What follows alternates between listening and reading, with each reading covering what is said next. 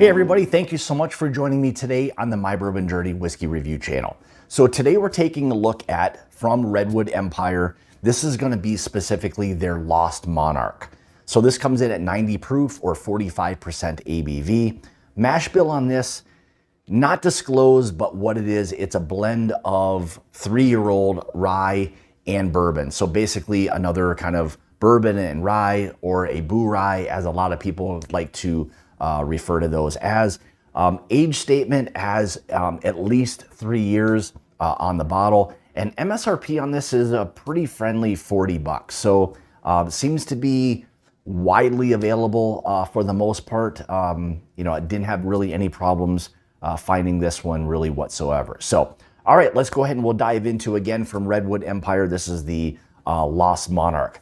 One thing I wanted to kind of spotlight a little bit was really what is Lost Monarch. And I kind of wrote this down. I just wanted to. So basically what it is, it's the world's largest redwood by volume, standing 320 feet and 26 feet in diameter, and can be found in the, I don't know, I might butcher this, but the Jedediah Smith Redwoods State Park. So, I mean, you're talking about a 320-foot tree at 26 feet in diameter is unfathomable.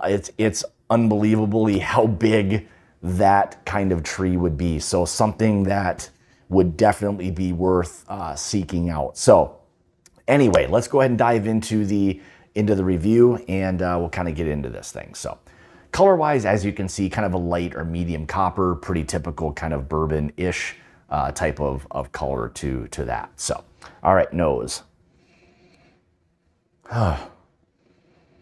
So one of the things that jumps out to me right away is kind of a nice vanilla note that's there, followed very quickly by this like herbal. I don't know if it's quite like root beer herbal. It's more of like just an herb, or like a medicinal kind of like herbal note that's there. Still a nice spice, or that rye spice that's kind of kicking in on it. And some of the like orange citrus. One thing that's kind of predominant for me when I kind of smell a bourbon and a rye blend, and depending on the mash bill, is that I always tend to pick up this orange citrus note out of them. For whatever reason, there's, again, a little bit of that citrus note on this. And there's even something I would, if you can think of like a cashew, but more of like a creamy cashew paste or something like that. It smells kind of creamy. There's this nuttiness, and it's not a harsh nuttiness. It's more of like that just kind of creamy cashew type of nose. And then one of the other things, this is kind of interesting with this, not something I think I've maybe ever gotten before, but there's this like Sprite soda. There's this like the lemon, lime, some mintiness that's there to it. There's something about this that's very like bright and like almost fresh smelling is what it is, but it reminds me of like Sprite soda, where you got that lemon, lime mixed in with a little bit of like mint that's there as well. So very, very interesting. Not something I've gotten off of a whiskey before, that kind of like mixture of like, you know, lemon and lime. That's kind of interesting. But anyway, let's see how this guy tastes. Cheers.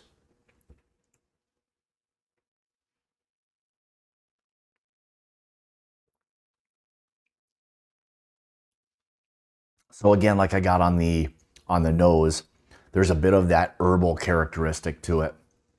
You know, herbal from the sense of like a root beer herbal.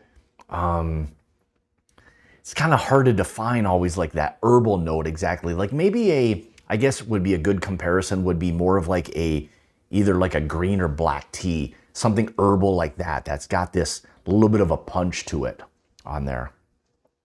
Yeah, and again, it's crazy, those Sprite characteristics where you've got that like lemon, lime, a little bit of mint that's there. Again, it's very bright. There's almost like an effervescence to it for whatever reason. It's very like there's a there's a lot of like a freshness that's there on this one.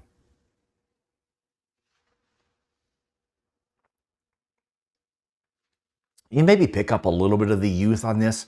Again, not major ages, you know, blends of 3-year bourbons and rye. So you're not going to have a ton of, you know, complexity or anything that's there. Maybe a touch of that youth comes through a little bit, where it's maybe slight bit of grain on it as well.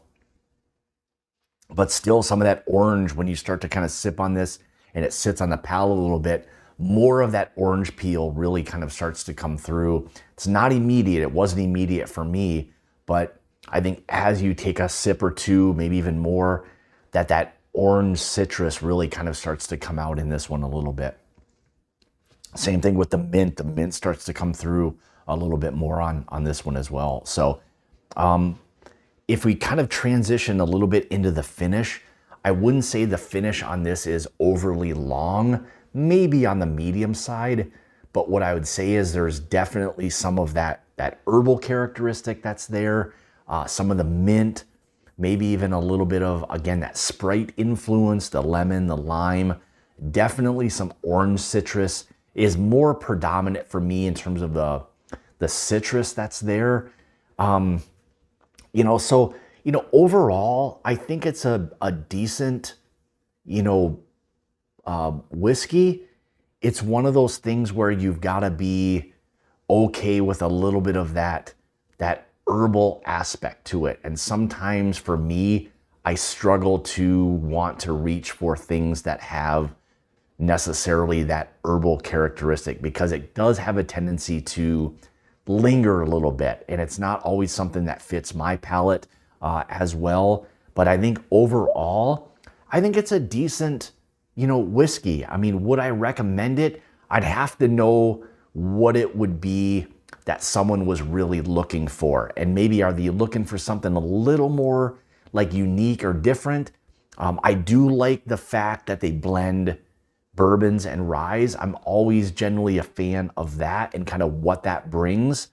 I'd like to see this aged, or the bourbons and rye maybe aged a little bit more to kind of bring out or eliminate a little bit of that youthfulness that I'm kind of getting with some of it. But overall, I would say it's a decent whiskey. And again, I mean, recommending it, it would have to be one of those things where I'd have to know what it would be that someone was really looking for. So with that being said, you know, it's a you know, a decent whiskey. And you know, yeah, I'm just kind of struggling with like how I would recommend this, or who I would want to, you know, tell to drink this to, because it's got a little bit of a different profile and something that's not always super kind of matching up with what it is that I prefer. But with that being said, that part of it, if you like what I've nosed and what I've tasted, that's all that matters. If you like that and that's, you know, something that you are really into, great. That's really all that matters. One thing I would love for people to do is leave me a comment below and let me know your thoughts on this. Do you enjoy it? Do you pick up some of the things that I'm picking up? You know, do you not like it? Whatever it may be, I'm always interested to hear people's feedback on what it is that you like, don't like, whatever it may be. People are passionate about that. I'd love to hear back from people as to, you know, how they're enjoying whatever it is. So there you have it. So this is from Redwood Empire. This is the Lost Monarch, again, 90 proof, 45% ABV, and MSRP on this is right around that $40 price point. So with that being said, if you'd like to follow me, you can on Instagram, Facebook, Twitter, all of those places at My Bourbon Journey. If you'd like to help support the channel, you can through my Patreon page, which I'll have linked in the description below. And remember, it's about the journey and not the destination. Cheers.